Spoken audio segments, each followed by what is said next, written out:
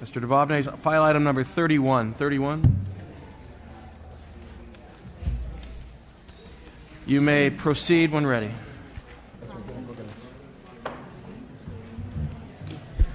I actually want to thank Mr. Bonta for letting me go ahead of him. Good afternoon, Chair and committee members. H.R. 28 was introduced with the goal of increasing awareness and teaching the humane education of animals in our schools. It is focused on fostering respect for all living things and the environment and instruction related to the humane treatment and protection of animals. Current California law related to humane animal education falls under the Hate Violence Prevention Act. There is a multitude of humane education programs currently taught in California to help students learn about animal abuse, neglect, and overpopulation. Additionally, the study of animals in their natural habitats can be particularly educational for students and can even be done in urban environments. These programs not only educate children about the world around them, they help children build healthier, more empathetic relationships. Increasingly, scientists and law enforcement are recognizing the link between animal abuse, domestic abuse, and violent crimes. There are countless violent criminals who have a history of animal cruelty, and we see examples of this on the news all the time. Many communities in the United States now cross-train social service and animal control agencies in how to recognize the signs of animal abuse and possible indicators as other abusive behaviors. I have a number of guests today that will each briefly make a few remarks, and we want to remind people this isn't HR, but we thank you for your support. Great, thank you. 4 witnesses at 1 minute each. Thank you, 1 minute each. Dubovne. We've got it. Thank you. Hello, my name is Judy Mancuso, and I am the president of Social Compassion in Legislation, and we are the sponsor of H.R. 28.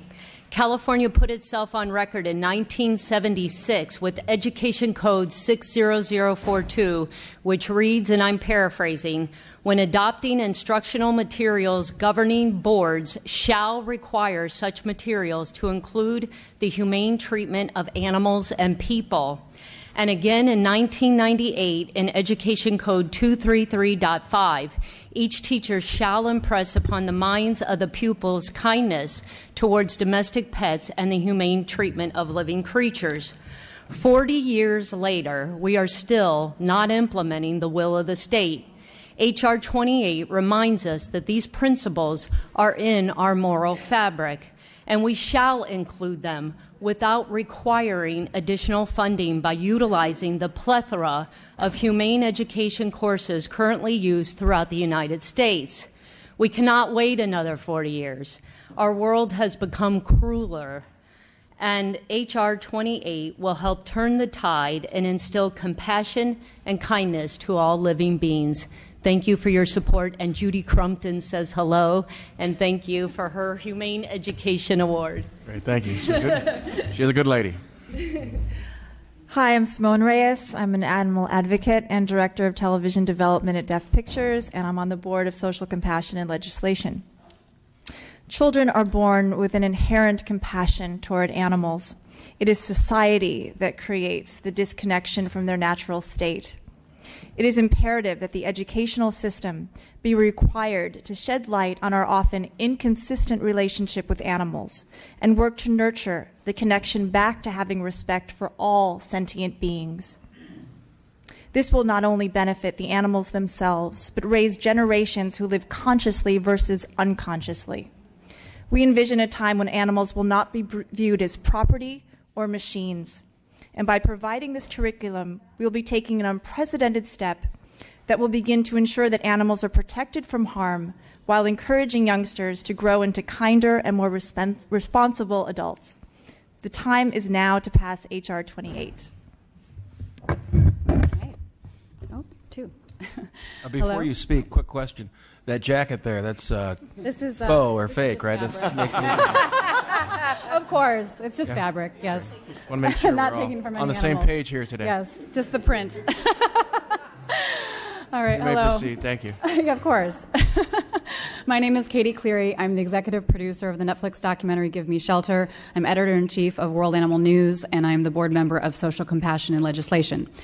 Imagine a world where your 8-year-old brother, sister, daughter, or son is able to explain exactly how they're going to save endangered species or eliminate their carbon footprint. This is something very powerful. If we educate our children on such important issues to protect the future of our planet, we can make our planet a more compassionate place for all living beings. Such curriculum should not only take place in the classroom, but should get students outdoors and teach them solutions in their own communities and backyards. What our kids learn in schools becomes embedded in their language. It is reflected in their actions towards people and animals around them. We need to focus on topics like how to protect and coexist wildlife, saving endangered species, and proper care and compassion for all domestic animals. I remind you, we share this planet with 8.7 million species, and we're just one of them. Thank you. Well said. Hello. I'm Jane Velez-Mitchell, a TV journalist, author, and editor of JaneUnchained.com, which is a social media news outlet for animals. We all know that virtually all serial killers started out torturing animals, but it's much bigger than that. In fact, one study shows almost half of all convicted multiple murderers questioned admitted to torturing animals as adolescents. An analysis of school shootings that covered 4 years showed all the shooters, all the boys involved in shootings, had tortured and committed animal cruelty and tortured animals. So we have to look at that. This goes far beyond animals. Pet abuse is a leading indicator of domestic violence, and the studies back this up. In fact, the majority of women, the overwhelming majority of women who seek help for domestic violence report that the man who is beating them was also beating, abusing, and sometimes killing the family pet. It goes down to neglect. Animal neglect is a leading indicator of neglect of dependents, including human children. So I think we all agree we want, perhaps more than anything else, to produce citizens of integrity and compassion. How do we do that? I believe the front line in this effort has to be teaching compassion to animals in schools. Let's face it, there's a reason why kids' books and cartoons and kids' movies are filled with animals, because kids relate to animals. So through that prism, we can send them a message about compassion in general. And, you know, this is the first couple of generations that are inundated with hundreds of thousands of images of intense violence.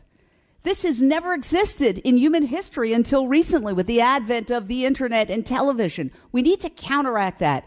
And the best way to counteract that is to teach these kids kindness to animals. By extension, it's kindness to all powerless and innocent beings. Please, please pass this bill, which is H.R. 28. Thank you. Thank you. Thank you for your passion. With that, any other members of the public in support? Seeing none. Any opposition? I don't see any opposition. Any comments from any members of the committee? It's been moved and seconded. Mr. Bobby, you may close. They've already done such a great job. I'll just thank all the supporters here today and request we ask for your aye vote. Great. Thank you. Madam Secretary, you may call the roll, please. The motion is to be adopted. O'Donnell? Aye. O'Donnell, aye. Olson? Aye. Olson, aye. Kim? Aye. Kim, aye. McCarty? Aye. McCarty, aye. Santiago? Aye. Santiago, aye. Thurman? Weber? Aye. Weber, aye. 6-0. 6-0. Thank you It so is much. out. Wonderful. Thank you. Thank you. Thank you.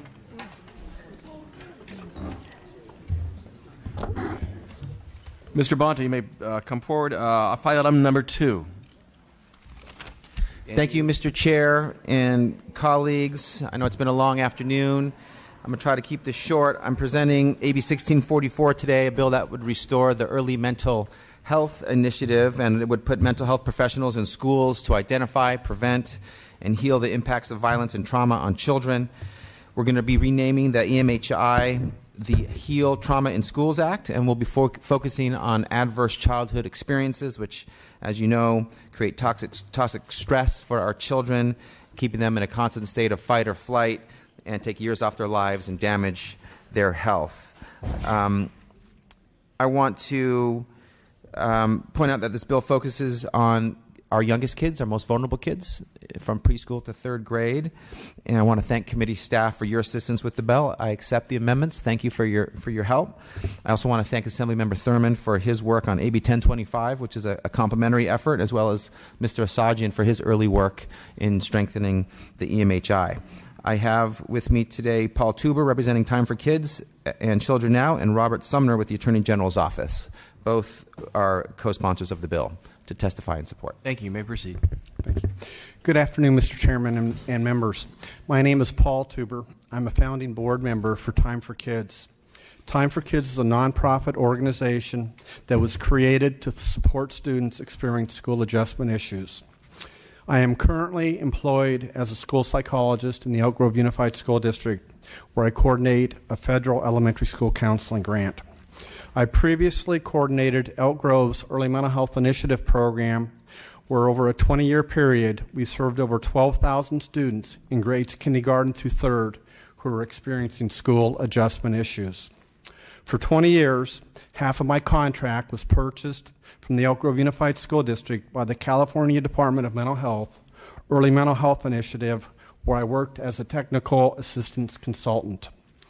During my tenure as a technical assistance consultant, I visited over 400 schools from Oakland USD to LAUSD to San Diego Unified, assisting districts in the implementation of prevention intervention services that addressed social-emotional learning, skills that students desperately need to be successful in school. The services provided through the Early Mental Health Initiative support children who have experienced adverse childhood experiences resulting in severe trauma, which significantly impacts their educational experience. Research shows us that these issues are severely debilitating to a child's developing brain and body. Funding AB 1644 would provide training and support to ongoing early mental health initiative programs and those districts wanting to establish or reestablish a program. In supporting AB 1644, we will be supporting our most neglected students, children in grades pre-K through 6 who are lacking mental health services and don't have a voice to be heard. These services need to be provided, but it's contingent upon us, those adults who have a voice, to make that happen. On countless occasions, I have seen firsthand the benefits of the Early Mental Health Initiative program. I urge you to support AB 1644. Thank you. The next witness. Kelly Hardy with Children Now. We're very pleased to co-sponsor the bill. Yes, good afternoon. Robert Sumner with Attorney General Kamala Harris. Also very proud to be here in support of the bill. I'll be brief, but I could talk as long as you wanted upon questioning. Really, the reason the Attorney General is interested in this is because with her career as a prosecutor, she's seen the results of exposure to violence with young people. And as part of the Defending Childhood Initiative that the Attorney General is leading on behalf of California, which is one of 3 states participating in a federal program, we're really witnessing the way that addressing mental health issues and adverse childhood experiences early is actually one of the biggest deterrents to keeping young people away from the criminal justice system. So as the state's chief law enforcement officer, that is a priority, and we are proud to be part of this bill. Thank you. Others in support, just please state your name, your affiliation, and your position on the bill only, please. Good afternoon. Lisa Young, school psychologist representing Waugh District in Petaluma, in strong support. Mr. Chair and members, Terry Calgar-Hill on behalf of Children's Hospital Oakland and our Center for Community Health and Engagement. We're in strong support. Thank you, Mr. Chair and members. Bernadette Ariano on behalf of the California Children's Hospital Association, in strong support.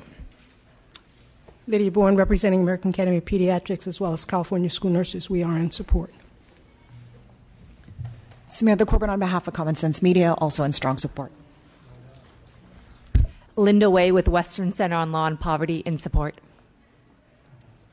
Kieran Savage, National Alliance on Mental Illness of California, in support. Rebecca Gonzalez, National Association of Social Workers, California chapter, in support. Brian Howard, United Ways of California, we're in strong support. Thank you. Pamela Gibbs, representing LACO, in support. Laura Wasco on behalf of the California Association of School Psychologists, in support. Ron Rapp on behalf of the California Federation of Teachers in Support. Brian Lee on behalf of Fight Crime Invest in Kids in Support. Carol Kosovar, California State PTA in support. Thank you. Any members of the public in opposition? Any witnesses in opposition? I do not see any. With that, we'll turn it back to the committee. Any comments from any members of the committee? Seeing none, we have a motion from Mr. Santiago. Do we have a second? I just want to ask one question.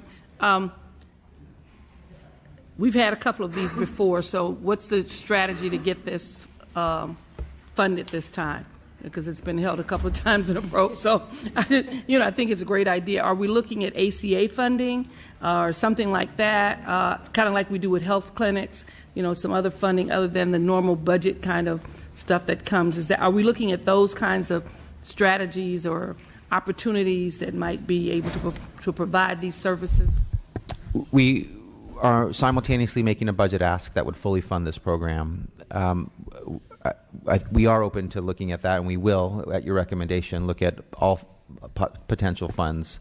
But we think it's important to get in early in the budget process, as you know, with all your work on the budget, and we're seeking full funding now. And we'd love to work with your office more to see what those special pots of money are that might be able to help us there. Yeah, I think you should, because I think we've had, as I read about it, and I know last year's was a good proposal as well, and getting early mental health support is really critical. And I think when we did our health clinic kind of thing in schools, we looked beyond the normal funding and start looking at the health funding that would be coming to the schools in terms of Medi-Cal and those kinds of things. And now that we've got more of those kinds of resources coming in with kids having access to some type of health care. There's also mental health services attached to it. Maybe innovative to look at that in terms of what our health clinics and the central kind of clinics in our schools can provide as alternative and additional support, that's there. Because I'd like for this to survive more, because we've had several, and they didn't survive the budget process because it is a big ticket item. But there are other resources that these families have that they may not access themselves because they're not familiar with it. And I know most of our health clinics on our campus, a lot of them are also funded through the healthcare programs that exist in the community. So you may want to look at some of that. Okay. Thank you, Dr. Weber. I appreciate your insight. If you don't mind, we'd love to follow up with you and your staff to be innovative and aggressive in our approach on the budget side. Thank you. Any other further comments from the committee? Seeing none, there is a motion, and the motion is that you agree to take the amendments in the Health Committee. That is where it will be amended. Yes. So the motion is due pass to Health Committee. If you want to close. Thank you for your consideration. I would respectfully ask for your aye vote. All righty. Again, due pass to Health. O'Donnell? Aye. O'Donnell, aye. Olson? Aye. Olson, aye. Kim? Kim, aye. McCarty? McCarty, aye. Santiago? Santiago, aye. Thurman? Weber? Aye. Weber, aye. 6-0. 6-0, your bill is out. Congratulations. Thank you, Mr. Chair, colleagues and staff. I think it says Cooper. I really can't read it, but it looks like he's sitting here, so it's got to be him. Come forward, Mr. Cooper, and you may proceed. It's file item number 2727. Good afternoon, Mr. Chair and members. I accept the committee's amendment. AB 2663 will increase funding for the after-school education and safety program by $73,260,000 to offset the cost of the recent minimum wage increase. The bill would also establish an annual cost of living adjustment. After-school programs serve more than 400,000 very low-income children in K through 8. They provide underserved students with a meaningful academic and enrichment activities to keep kids safe and off the streets during the prime time for crime by and against children. After-school programs are currently being squeezed out of existence. The total funding of $550 million that was implemented in 2006 has not been increased. Programs are struggling to keep their doors open as their costs go up and their funding stagnates. The need for increased funding has become even more critical in the wake of the minimum wage increase signed into law this week. AB 2663 sets a new level of appropriation for after-school programs that will allow the first rate increase in 10 years from $750 to $850 a day. This bill has a long list of support from various school districts throughout the state and local youth organizations such as the Boys and Girls Club and YMCA. I respectfully ask for your aye vote. Thank you, Mr. Cooper. Your witnesses in support. Mr. Chair and members, Rand Martin on behalf of the California After School Coalition. First, let me thank many of the people sitting on this dais for your support last year as we tried to close this budget gap. We were ultimately unsuccessful, not because of your great work, but elsewhere. And we're back. We're back again this year trying to make this happen. The reality is the ACES program is facing an existential crisis, and it's only gotten worse this year because of the advent of the full 2016 minimum wage increase. I could go through a lot of details. I really want to just focus on one thing because you've all heard this before. There was a new survey done this year by Partnership for Children and Youth, and I think a copy of it is being handed out to you now, that went out to people who are actually providing these programs. 700 people responded from 250 different school districts. And there are a lot of really good statistics in there, a lot of understanding about what's really happening on the ground out there. People losing jobs, people losing hours, kids losing programs. But I think the most compelling statistic I want to leave you with today is the fact that 29% of the respondents said that if there is nothing changed to the funding for after-school programs, they will close their doors within the next 2 years. It's a frightening, frightening prospect when you think of the 400,000 kids, low-income kids in very impoverished neighborhoods who are receiving these services now. We ask you again to repeat what you did last year. It's a slightly higher amount that we're asking for this year simply because of the full year of the 2016 minimum wage increase. And we hope that we're going to have a far more successful year because the welfare of so many thousands of kids really depend on this bill and Mr. Cooper's efforts and the budget committees as well. Thank you. Thank you. Your next witness. My name is Jason Weiss. I am the Executive Director of the California Alliance of Boys and Girls Clubs, and I've just been on this job for about 2 months, but for the 20 years before that, I was the Executive Director of both the Boys and Girls Clubs of Napa Valley and the Boys and Girls Clubs of Sonoma County. And in my most recent position in Sonoma County, the organization that I ran had 20 of these ACES sites, serving almost over 2,000 youth every day as a result of this. And these are kids that are achieving academic success, that we're instilling good character in, and that are learning about how to live a healthy lifestyle. The state ACES program was a blessing to our community when it came about 10 years ago. Not only were we able to serve the kids that were required to serve in the contract, but we were able to serve additional kids as a result of this. What's happened in the 10 years since then is we are basically back down to the minimum amount of kids we have to serve, and we have hundreds of kids at some of our school sites on the waiting list because of the expenses, as Rand said, that related to the minimum wage increases and other expenses that have come about as a result of running these programs. I'm grateful for the families that we serve that they have this minimum wage increase, but it will all be for nothing if those kids don't have the opportunity to attend a Boys and Girls Club program, and those parents can't work as a result of that, or attend an after-school program, and those parents can't work. So I ask that you support AB 2663. In support of our youth and in support of the families that really are critically need these programs. Thank you. Great. Thank you. Others in support. Good afternoon. My name is Jessica Gunderson. I'm the Policy Director at the Partnership for Children and Youth, the one that conducted and published this survey. So I provided it to everyone, but happy to. All you need to thank do you. is I respectfully ask for your affiliation aye vote. and your position on the bill. Thank you. Mr. Chair and members, Aaron Evans, on behalf of the San Francisco Unified School District, and support. Thank you. Martin Weinstein, CEO of Bay Area Community Resources. We support the bill. Good afternoon, Mr. Chair and members. Pamela Gibbs, representing the Los Angeles County Office of Education, in support. Chris Leb, Twombly, California State Alliance of YMCA's 36 local YMCA associations in support. Thank you. Ivan Carrillo with the California Federation of Teachers in support. Carol Kosovar with the California State PTA in support. Brian Lee on behalf of over 400 police chiefs, sheriffs, district attorneys, and crime victims in California with Fight Crime Invest in Kids in support. Jim Keddy with Children Now in support. Ray Burnell with the California Catholic Conference in support. Debbie Look on behalf of State Superintendent of Public Instruction Tom Torlakson in support. Nancy Lacoste representing Sacramento City Unified School District in strong support.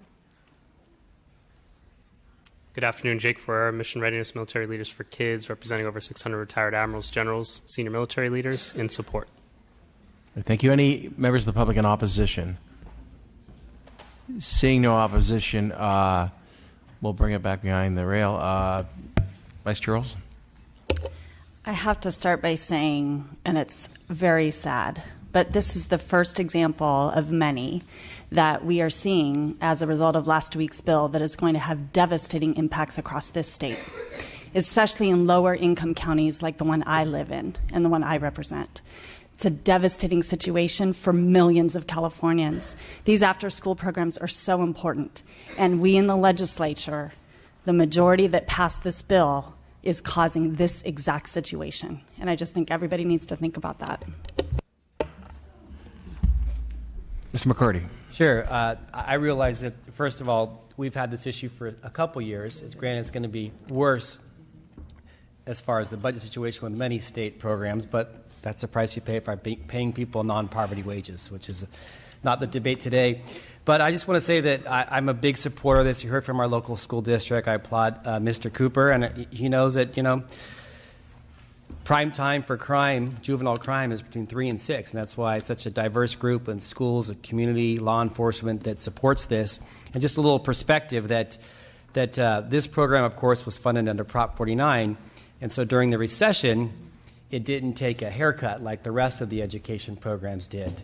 On the flip side, the last few years, we've been trying to put more money in the budget for this, and we haven't been able to do so in large part because the argument was the other education programs who took a haircut, they need to be restored. Well, now they've been restored for several years in a row.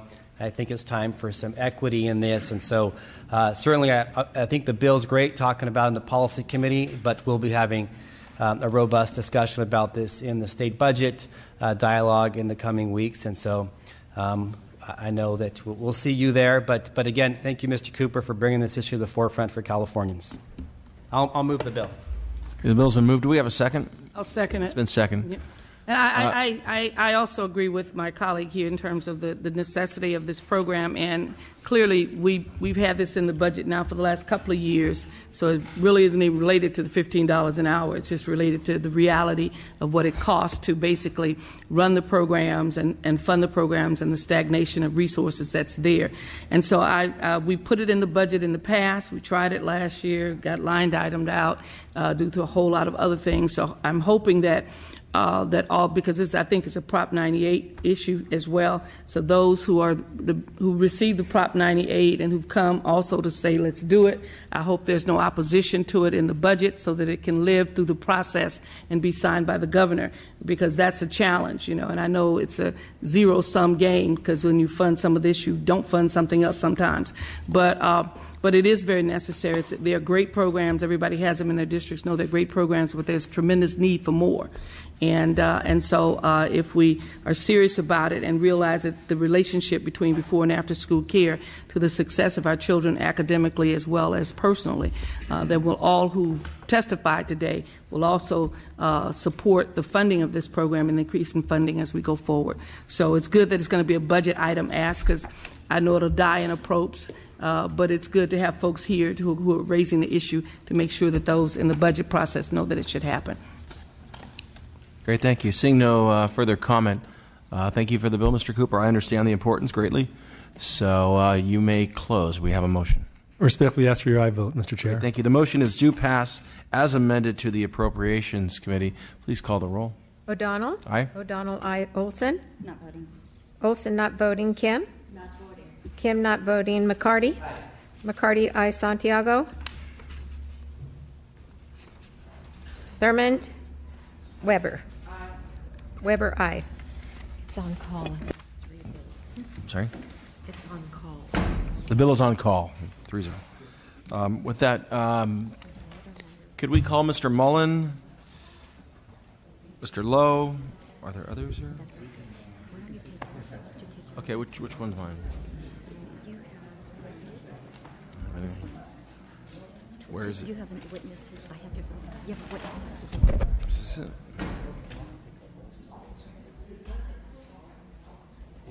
Okay. Ms. Olson, could you chair? I'm going to present a bill, and then maybe you could present yours right after. Does that work?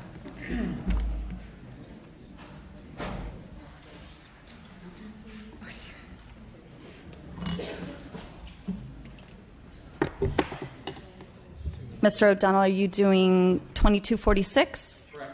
Okay, so this is item 16, AB 2246.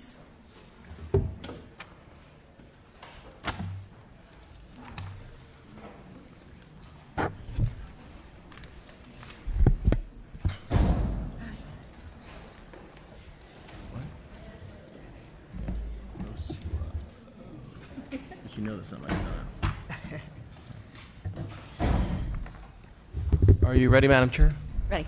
Thank you. Welcome. Good afternoon, Madam Chair and committee members. Today I am pleased to present AB 2246, which will help teachers and school staff understand how best to help students struggling with thoughts of suicide. Suicide is the second leading cause of death among young people aged 10 to 24 years. The Center for Disease Control stated in a 2013 survey that 17% of high school students have seriously considered attempting suicide, and 8% had attempted suicide in the last 12 months. That's 8% in the last 12 months. Certain students are at higher risk of suicide than others, including students who are disabled, LGBTQ, in foster care, homeless, bereaving, or those with mental health or substance abuse disorders. Despite this risk of suicide among students, California schools are not required to have a suicide prevention policy. AB 2246 requires all school districts to adopt a suicide prevention policy and creates guidelines for their development. Here to speak in support of the bill are Abby Land, the Executive Director and CEO of the Trevor Project, and Lindsay Chambers of the Trevor Project. She is a board member. With that, I turn it back to you. Witnesses in support? Thank you. And just quickly, Joe Michael, on behalf of Equality California, we're proud to co-sponsor this bill with the Trevor Project and to work with the chair on it. It's a crucially important issue and one that we think requires more attention. So we submit it to you all, and I'll cede the rest of my time to the other witnesses, but we respectfully urge the committee's support today. Thank you. Thank you. And thank you. My name is Abby Land, and I am the Executive Director and CEO of the Trevor Project. And I am here and pleased to testify in support of AB 2244, which is the suicide prevention policies in schools. Trevor is the leading national organization providing 24/7 crisis intervention and suicide prevention services to lesbian, gay, bisexual, transgender, and questioning youth 13 to 24.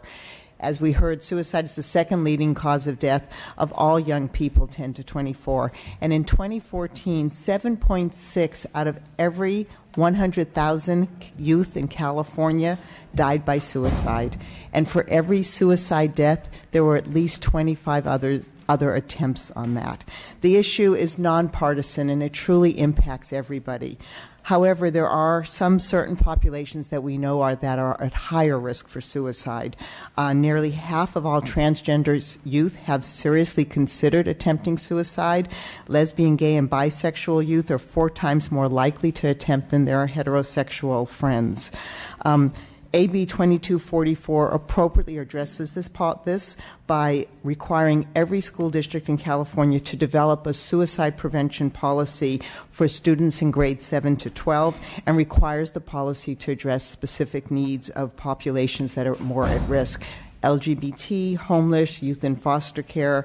Given that youth spend a large part of their daily life in school, it's critical that school personnel are aware of the warning signs of suicide and they know what to do if a student is suicidal. In partnership with several other organizations, we've developed a model school district policy. It's based on science and it provides samples that school districts can adapt. I really want to just say, in the midst of these statistics, you need to know that suicide is preventable, and I am so proud that you all are willing to address this often stigmatized and taboo subject, and I really urge you to support this bill today. Thank you. Hi, my name is Lindsay Chambers, and I am a Los Angeles and Palo Alto-based designer, real estate developer, and member of the Trevor Project. I'm testifying here today in support of AB 2246, but I'm testifying today not only as a board member of the Trevor Project, but also as a Gunn High School alumna and someone who was profoundly affected by a friend's suicide as a youth. As some of you may know, Gunn is a high school located in Palo Alto, California, which experienced a cluster of suicides in 2009 and 2010, as well as another more recently. During the first suicide cluster, I volunteered to help with gun-related suicide prevention programs. At some level, I understood what many of the students were going through as a result of personal experience. When I was a junior at Gunn, one of my best friends, Katie Komeski, attempted to take her life, which ended in a hospitalization at Stanford. She later completed suicide while we were in college.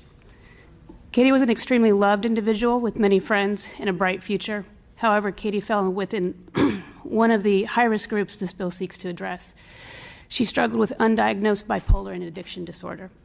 While her closest friends noticed warning signs that she may be suicidal, like countless other teens, we were ill-equipped to provide the psychological support and counseling she needed. We were able to save her the day of the attempt, but following that episode, she was never the same.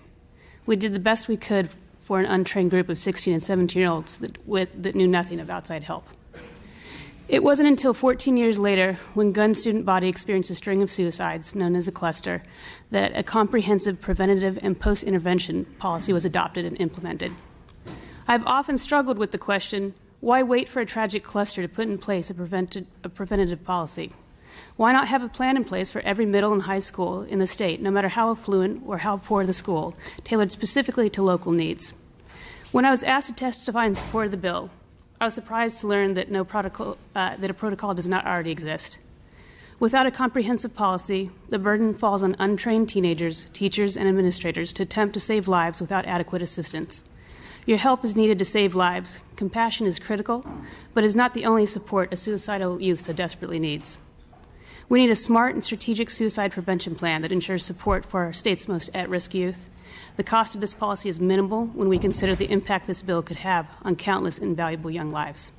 I strongly urge you to pass this bill, and thank you for your time and consideration. Thank you. Additional witnesses in support, please state your name and organization only. Erica Hoffman on behalf of the California School Boards Association in support.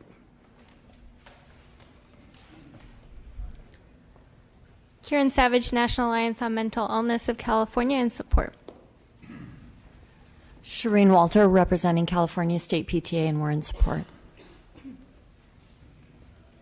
Dolores Duran Flores with the California School Employees Association, here in support. Ron Rapp on behalf of the California Federation of Teachers in support. Tony Triguero on behalf of the California Teachers Association. We have a recommended support. We have support on Monday. Wanted to let the committee know. Thank you. That's confidence in a board. Any witnesses in opposition? Seeing none, bring it back to the committee. Any comments or questions from members? Do I have a second? I'll second. Would you like to close? Respectfully ask for an aye vote. Secretary, please call the roll. The motion is due pass to appropriations. O'Donnell? Aye. O'Donnell, aye. Olson? Aye. Olson, aye. Kim? Aye. Kim, aye. McCarty? Santiago? Thurman? Weber? Weber, aye. It's